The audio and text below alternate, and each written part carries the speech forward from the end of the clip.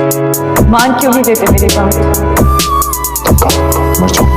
मर के दिखा तो चुकी हूँ। मैं चाहती हूँ तुम जियो, मैं तुम्हें जिंदा देखना चाहती हूँ। जी रहा हूँ मैं, सांस ले रहा हूँ।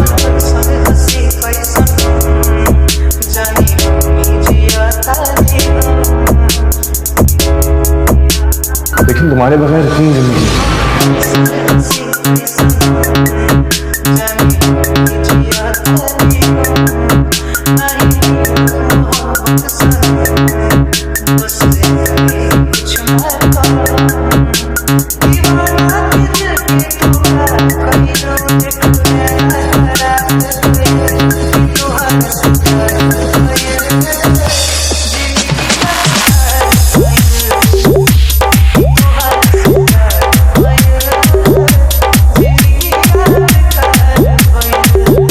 मोहब्बत महबूब को बदलने का नाम नहीं है।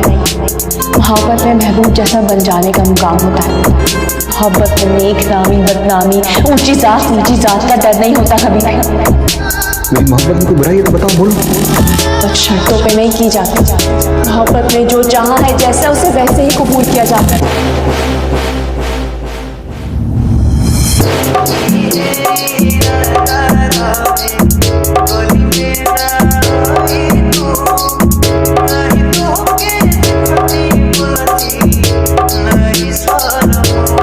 Mixed by DJ Chand.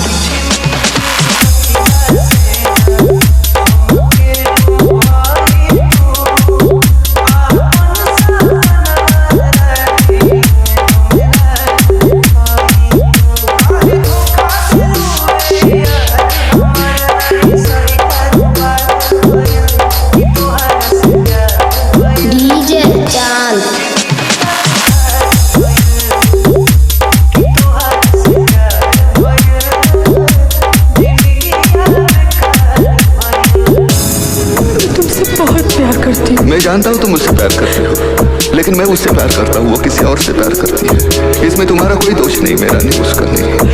वो जो आसमान में बैठा हुआ हमारा बाप है ना, उसने पहले ही टिक टिक टिक टिक करके हमारे माथे पर लिख दिया।